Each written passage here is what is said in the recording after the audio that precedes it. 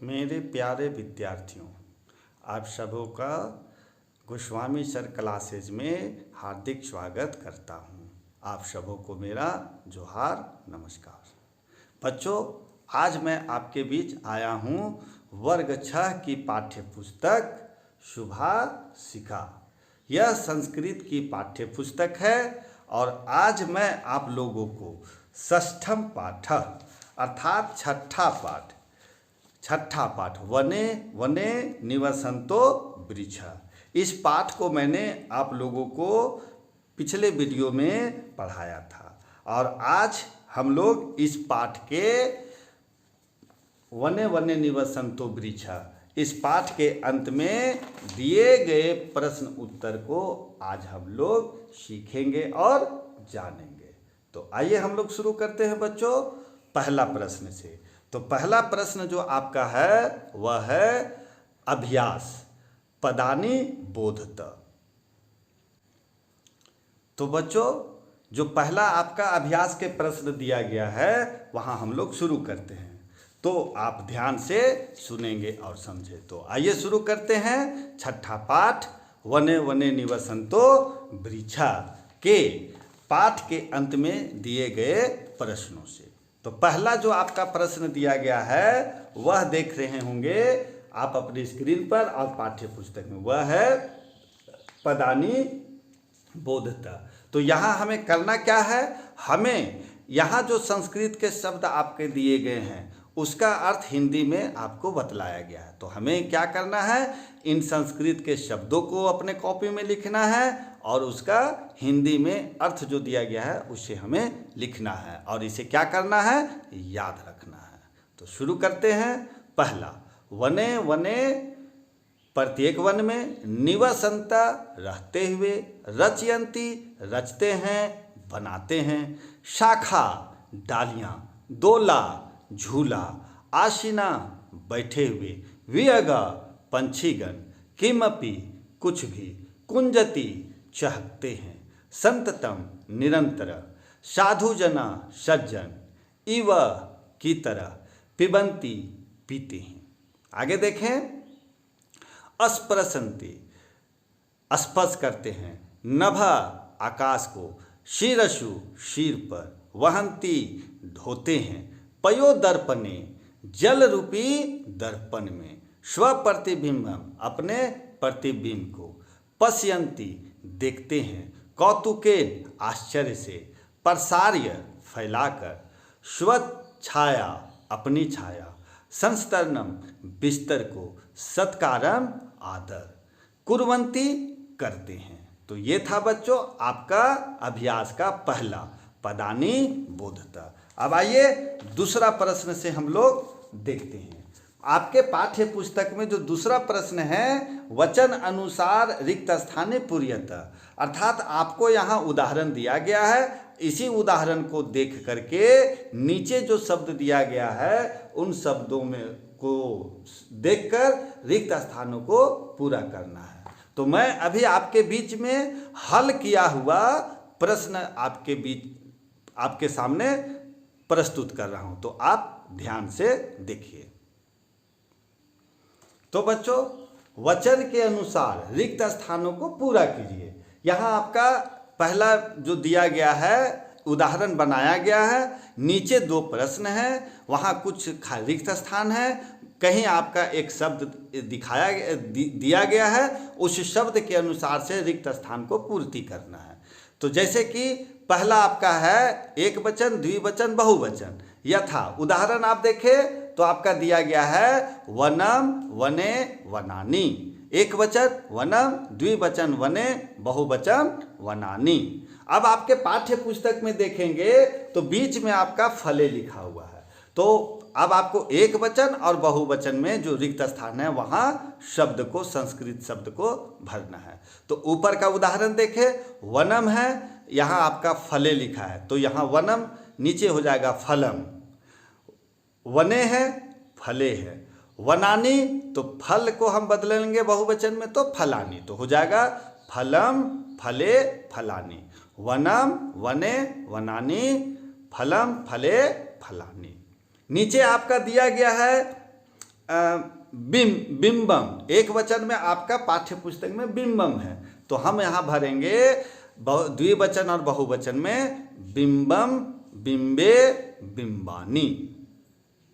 आगे देखिए बच्चों, एक और उदाहरण आपका दिया है वृक्षम, एक वचन, द्विवचन वृक्षो, बहुवचन वृक्षान। तो अब यहाँ आपका जो रिक्त स्थान है वह है बहुवचन में लिखा हुआ है पवनान, अर्थात पवन। तो पवन जो शब्द रूप है वहाँ हमें भरना है। तो एक वचन में होगा पवनम, पवनो, पवनाम। आप ऊपर देखें तो वृक्ष का था तो वृक्षम, वृक्षो, वृक्षान। तो यहाँ हो जाएगा पवनम, पवनो, पवनान। अब आपका यहाँ दिया हुआ है द्विवचन में जनो, तो एक वचन और बहुवचन में भरना है। तो जनो है तो जन हो गया, जन शब्द रूप। तो एक वचन में लिखेंगे जनम, जनो, जनाम। तो इस प्रकार से यह आपका पहला प्रश्न हुआ। एक बार पुनः देखें, पहला वनम, वने, वनानी, फलम, फले, फलानी, बिंबम, बिंबे, बिंबानी, वृक्षम, वृक्षो, वृक्षान, पवनम, पवनो, पवनान, जनम, जनो, जनान। अब आइए बच्चों तीसरा नंबर। तीसरा आपका है कि कोष्ठकेषु प्रदत्त शब्देषु उपयुक्त विभक्ति यो जित्वा रिक्त स्थाने पूर्यत। अर्थात कोष्ठक में जो दिए गए शब्द हैं उपयुक्त विभक्ति जोड़ करके रिक्त स्थान को पूरा करना है। तो आपके पाठ्य पुस्तक में आप देखेंगे जब ध्यान से, तो यहाँ एक पहला आपका उदाहरण बताया गया है। दूसरा में आप क, ख, ग, घ, यहाँ कोष्ठक में कुछ शब्द है, रोटिका, जल, दूरदर्शन, पवन, कथा और जंतुशाला। इसे क्या करना है, हमें विभक्ति, उपयुक्त विभक्ति जोड़ देना है और सही विभक्ति जोड़ करके रिक्त स्थान को बनाना है। ठीक है, तो आइए देखते हैं। पहला उदाहरण है आपका पाठ्य पुस्तक में पहला बनाया हुआ है, अहम रिक्त स्थान खादामी। तो वहाँ रोटिका है, तो रोटिका को हम विभक्ति बदल देंगे तो हो जाएगा रोटिकाम, अहम रोटिकाम खादामी। ख नंबर त्वम, क नंबर त्वम रिक्त स्थान पिबसी। कोष्ठक में दिया गया है जल, तो वहाँ हम भरेंगे जलम। तो शब्द वाक्य होगा त्वम जलम पिबसी। ख नंबर छात्र रिक्त स्थान पश्यन्ति, ब्रैकेट में दिया गया है दूरदर्शन, तो दूरदर्शन का विभक्ति बदल देंगे तो हो जाएगा दूरदर्शनम। तो छात्र दूरदर्शनम पश्यन्ति। ग नंबर वृक्षा रिक्त स्थान पिबन्ति, वहाँ दिया गया है पवन, तो पवन का हम विभक्ति बदलेंगे तो हो जाएगा पवनम। तो वृक्षा पवनम पिबन्ति। घ नंबर ता रिक्त स्थान लिखन्ति, कोष्ठक में दिया गया है कथा, तो हो जाएगा ता कथाम लिखन्ति। अंग आमाम रिक्त स्थान गच्छाया, यहाँ जंतुशाला है। जंतुशाला का अर्थ जानते हैं बच्चों क्या होता है, चिड़ियाघर। आप भी चिड़ियाघर जरूर अपने माता पिता या मित्रों के साथ गए होंगे, देखे होंगे। तो आवाम रिक्त स्थान गच्छाया, यहाँ जंतुशाला है, विभक्ति बदलेंगे तो हो जाएगा जंतुशालाम। तो आवाम जंतुशालाम गच्छाया। तो इस प्रकार से हम रिक्त स्थानों में जल का बनेंगे जलम, दूरदर्शन का दूरदर्शनम, पवन का पवनम, कथा का कथाम और जंतुशाला का जंतुशालाम। अब आइए बच्चों चौथा नंबर। चौथा है अधे लिखितेषु वाक्येषु कर्तृ पदानि चिनुत। नीचे कुछ संस्कृत के वाक्य दिए गए हैं प्रश्न में, और उन वाक्यों में से जो कर्ता है तो कर्ता पद को आपको चुनना है। कर्ता शब्द कौन है उसे आपको देखना है। तो जैसा कि कर्ता आप जानते होंगे, कर्ता कौन है, जो क्रिया को करता है। जैसे आप सुन रहे हैं तो आप सुनने का काम कर रहे हैं तो आप कर्ता हो गए। मैं बोल रहा हूं तो मैं कर्ता हो गया। तो कर्ता जो काम करता है, तो यहाँ पर कर्ता शब्द को चुनना है। तो वृक्षा नभा शिरसु वहंती, इसका अर्थ क्या हुआ? वृक्षा नभा शिरसु वहंती, अर्थात पेड़ पौधे जो हैं वह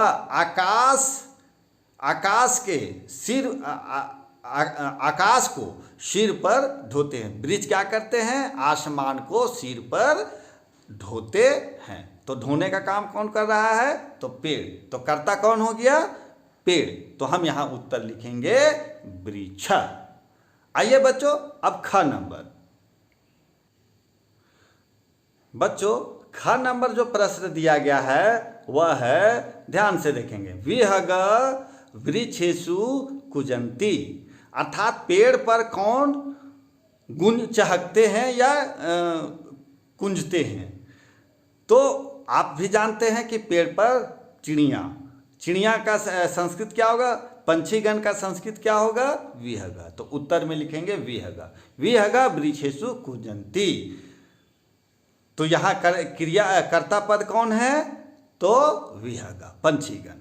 अगला है आपका ग नंबर, पयो दर्पणे वृक्षा स्व प्रतिबिंबम पश्यन्ति, अर्थात जल में अपना प्रतिबिंब देखता है। पेड़ जल में अपना प्रतिबिंब देखता है। तो यहाँ कर्ता कौन हो गया देखने का काम? तो पेड़। तो हम उत्तर क्या लिखेंगे? वृक्ष। घ नंबर, कृषक अनानि उत्पादयति, किसान अनाज उत्पादन करता है। तो अब अनाज उत्पादन कौन करता है? उपजाता कौन है? तो किसान। किसान का संस्कृत क्या होगा? कृषक। तो उत्तर में लिखेंगे कृषक। अंगा नंबर, सरोवरे मत्स्या सन्ति, तालाब में मछलियां हैं। तो तालाब में कौन है? तो मछलियां। तो यहां पर उत्तर में कर्ता शब्द जो चुनाएगा वह होगा मत्स्य, अर्थात मछलियां। ठीक है बच्चों, तो ये था आपका चौथा प्रश्न। अब हम चलते हैं आपके पांचवें प्रश्न की ओर। यहाँ आपके पाठ्य पुस्तक में पांचवा दिया गया है। पांचवा प्रश्न कहता है, प्रश्नानुत्तराणि एक पदेन लिखता, प्रश्नों के उत्तर एक पद में लिखना है, मतलब एक शब्द में लिखना है। तो आइए देखें क नंबर, वृक्षा के पतालम स्पृशन्ति, वृक्ष का कौन धरती के अंदर तक स्पर्श करता है। तो जैसा कि आप जानते हैं कि पेड़ पौधों में जो जड़ होता है वह जड़ धरती के अंदर तक स्पर्श करता है। तो जड़ को हम संस्कृत में क्या कहते हैं? तो पादे, है ना। तो वृक्षा के पतालम स्पृशन्ति, तो यहां भरा जाएगा पादे। ख नंबर, वृक्षा किम रचयन्ति,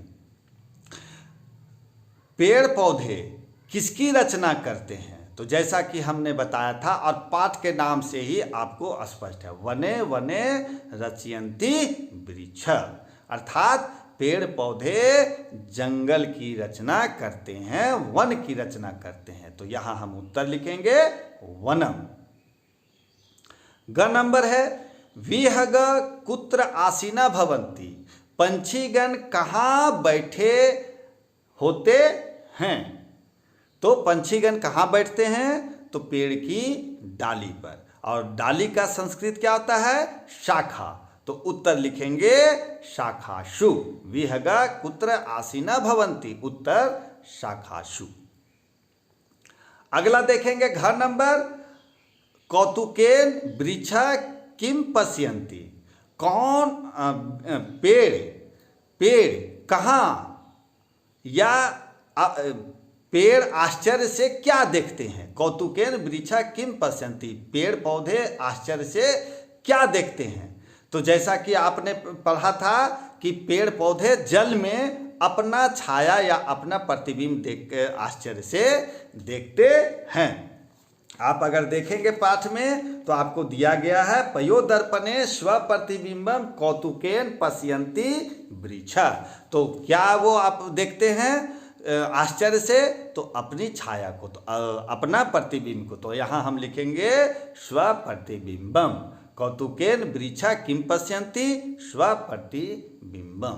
तो इसका सही उत्तर होगा स्वप्रतिबिंबम। ठीक है बच्चों, तो ये था आपका 5वां प्रश्न। आइए अब 6ठा प्रश्न की ओर हम चलते हैं।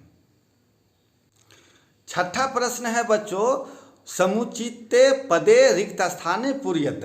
यहाँ भी उचित शब्द को चुनना है और रिक्त स्थान को पूर्ति करना है। जैसे कि आपका यहाँ पर रिक्त स्थान जो है विभक्ति है, एक वचन, द्विवचन और बहुवचन। तो यहाँ प्रथमा विभक्ति, द्वितीय विभक्ति, तृतीय, चतुर्थी, पंचमी, षष्ठी, सप्तमी और संबोधन दिया गया है। और यहाँ एक वचन, द्विवचन और बहुवचन दिया गया है। आपका प्रथमा विभक्ति में पहला जो है वह बताया गया है, आपको उसी का जो नीचे रिक्त स्थान है वहाँ भरना है। द्वितीय का भी उदाहरण, कहने का अर्थ है कि आपको प्रथमा, द्वितीय, तृतीय, चतुर्थी, पंचमी, ये विभक्ति क्या है? कारक है। विभक्ति क्या है? कारक है। हम आगे आने वाले समय में संस्कृत व्याकरण में आपको विभक्ति के बारे में जानकारी दूंगा। तो यहाँ प्रथम विभक्ति, द्वितीय, तृतीय, चतुर्थी दिया गया है, उसका एक एक उदाहरण आपके पाठ्य पुस्तक में बनाया हुआ है। आप अपने पाठ्य पुस्तक को देखेंगे तो प्रथमा का एक उदाहरण, द्वितीय का एक उदाहरण, तृतीय का एक उदाहरण आपका सारा यहाँ बनाया गया। तो उदाहरण को देखेंगे और जो नीचे रिक्त स्थान है उसको हम उसी के अनुसार क्या करेंगे? पूरा करेंगे। तो आइए देखते हैं। पहला आपका प्रथमा है, गजा एक वचन, द्विवचन में गजो, बहुवचन में गजा। तो यहाँ जो रिक्त स्थान है वहाँ हमें घोड़ा लिखा हुआ है, अश्व। तो हम वहाँ भरेंगे अश्व, द्विवचन में अश्व, बहुवचन में अश्व। अब आइए द्वितीय विभक्ति। द्वितीय विभक्ति आपका बनाया हुआ है, सूर्यम, सूर्यो, सूर्यान। अब वहाँ पर हम रिक्त स्थान है, चंद्रमा भरना है। तो अंत में आपका चंद्रान दिया गया, तो चंद्रमा भरेंगे। तो एक वचन में चंद्रम, द्विवचन चंद्रो, बहुवचन चंद्रान। तृतीय विभक्ति आपका विडालेन, विडालाभ्याम, विडाले बनाया हुआ है। अब वहाँ आपको मंडूक अर्थात मेंढक के बारे में भरना है। तो एक वचन मंडूकेन, द्विवचन मंडूकाभ्याम और बहुवचन मंडूके। चतुर्थी विभक्ति में आपका बताया हुआ है सर्पाय, रिक्त स्थान द्विवचन में सर्पाभ्याम और बहुवचन में सर्पेभ्य। फिर है वानरा, वानराय, वानराभ्याम, वानरेभ्य। पंचमी में मोदकात, मोदकाभ्याम, मोदकेभ्य। फिर नीचे है वृक्षात, वृक्षाभ्याम, वृक्षेभ्य। षष्ठी विभक्ति जनस्य, जनयो, जनानाम। आपको रिक्त स्थान दिया है, वहां शिक्षक का है, नहीं शुक का है। तो शुकस्य, शुकयो, शुकानाम। सप्तमी विभक्ति शिक्षक के बारे में है, शिक्षके, शिक्षकयो, शिक्षकेशु। तो वहाँ हम मयूर को भरेंगे, तो मयूरे, मयूरयो, मयूरेशु। अब संबोधन में है हे बालक, हे बालको, हे बालका। तो वहाँ हम भरेंगे हे नर्तक, हे नर्तको, हे नृतिका। तो ये था आपका 6ठा प्रश्न। अब आइए बच्चों हम चलते हैं 7वां प्रश्न। 7वां प्रश्न आपका कहता है कि निम्नलिखित भिन्न जातीय पद चिनुता, भिन्न जाति शब्द को लिखिए। यहाँ पर संस्कृत के कुछ शब्द हैं, इन शब्दों में कौन सा शब्द अलग होगा उसे आपको चुनना है। जैसे मैं एक आपको हिंदी में बता रहा हूँ, मैं कुछ शब्द बोलूँगा, उसमें से कौन सा शब्द अलग होगा उसे आपको बताना है। जैसे उदाहरण से समझे, राम, श्याम, मोहन, पानी। तो यहाँ पर कौन सा शब्द अलग होगा? सही पकड़े हैं, पानी। क्योंकि राम, श्याम, मोहन क्या है? लड़का का नाम है, और पानी तो पानी है। तो भिन्न शब्द कौन हो गया? पानी। उसी तरह से यहाँ आपको चुनना है। जैसे उदाहरण है पहला दिया बताया गया है आपके, आप पाठ्य पुस्तक में देखिए तो पहला बनाया हुआ है। तो यथा नगरम, ग्रामम, ईंधनम, मंडलम। तो इसमें जो भिन्न शब्द होगा वह ईंधन होगा, क्योंकि नगर को बोला जाता है, ग्राम गांव को, मंडल समाज को। तो गांव समाज नगर है, तो ईंधन कोयला, ये ईंधन जो है वह अलग शब्द है। उसी तरह से आपको चुनना है गंगा, लता, यमुना, नर्मदा। तो आप ध्यान अगर देंगे तो यहाँ 3 नदी का नाम है और एक पौधे की लता। तो गंगा, यमुना, नर्मदा वह नदी है और लता क्या है? एक पौधा है, पौधे का लता है। तो यहाँ लता अलग हो सकता है लता यहाँ किसी बच्ची का भी नाम हो। तो गंगा, लता, यमुना, नर्मदा, तो यहाँ हम नदी के रूप में इसको जानेंगे, तो हम इसे आसानी से लता शब्द को अलग कर देंगे। फिर है आगे उद्यानम, कुसुमम, फलम, चित्रम। उद्यान बगीचा, कुसुमम फूल, फलम फल और चित्रम चित्र। तो बगीचे है, फूल है और फल है। तो यहाँ चित्र क्या हो जाएगा? अलग शब्द है, तो उसे हम भरेंगे चित्रम। लेखनी, तुलिका, चटका, पाठशाला। लेखनी कलम, तुलिका जो पेंटिंग बनाते हैं उसके जो जिस ब्रश से हम लोग पेंटिंग बना उसे तुलिका संस्कृति में कहा जाता है। चटका पंछी, पाठशाला विद्यालय। तो विद्यालय है तो वहाँ पर कई तरह के लेखन के सामग्री है, तो वहाँ चटका क्या हो जाएगा? अलग हो जाएगा। तो लेखनी, तुलिका, चटका, पाठशाला में चटका अलग होगा। घर नंबर आम्रम, कदली फलम, मोदकम, नारंगम। अर्थात आम्रम आम, कदली फलम नारियल, मोदकम लड्डू, नारंगम नारंगी। तो यहाँ पर 3 फल का नाम है और एक मिठाई का नाम है लड्डू।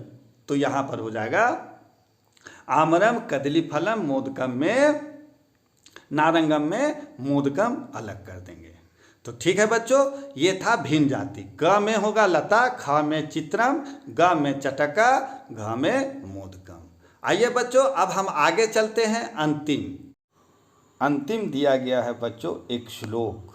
उस श्लोक, संस्कृत का श्लोक का अर्थ मैं आपके बीच हिंदी में बतलाऊंगा। आप सभी बच्चे ध्यान से सुनेंगे। सेवितव्यो महावृक्षा फलाछाया समन्वित, यदि देवात् फलम नास्ति छाया केन निर्वायन्ते, वृक्ष संवर्धनम सर्वे कुर्वन्तु विशुधा जना, ताम्र तापतारना सर्वेशा प्राणिश्च हिताय वे। अर्थात इसका अर्थ होगा आकांक्षी महावृक्ष फल और छाया एकत्र करके, अगर वहाँ फल ही नहीं छाया के द्वारा भाग्य का निवारण करते हैं। सभी लोग वृक्ष से संबंधित मुसीबत से सुरक्षा के लिए जीवित संस्थाओं की ओर से लाभ के लिए जोर करते हैं। इसका अर्थ यह हुआ बच्चों कि एक महान पेड़ अर्थात एक वृक्ष हमें फल ही नहीं बल्कि छाया और शुद्ध हवा भी देती है, और इससे हमारा जीवन क्या होता है? हम जीवन जीते हैं, शुद्ध हवा सांस लेते हैं, फलों पेड़ पौधों से हमें फल मिलती है, तो उससे हमारा भोजन भी मिलता है। तो इससे क्या हो जाता है बच्चों? हमें सुरक्षा मिलता है, छाया मिलती है और साथ ही साथ हमें भोजन के रूप में फल फूल भी मिलते हैं। और हमें क्या करना है? हमें पेड़ों की रक्षा करना है, हमें पेड़ों को छाया, पेड़ों को सुरक्षा देना है, पेड़ों को काटना नहीं है बल्कि पेड़ों को हमें लगाना है। आज बहुत सारे स्वयंसेवी संस्थाएं पेड़ों की रक्षा के लिए दृढ़ संकल्प हैं और वे पेड़ों की रक्षा, जंगल की रक्षा कर रहे हैं। तो हमें भी क्या करना है बच्चों? पेड़ों की रक्षा करना है। ठीक है बच्चों, आज हम यहीं तक। फिर हम अगले दिन अगले पाठ लेकर के आएंगे एक नए पाठ के साथ, सप्तम पाठ समुद्र तट। तो आज यहीं तक बच्चों, आप सबका बहुत बहुत धन्यवाद, बहुत बहुत आभार।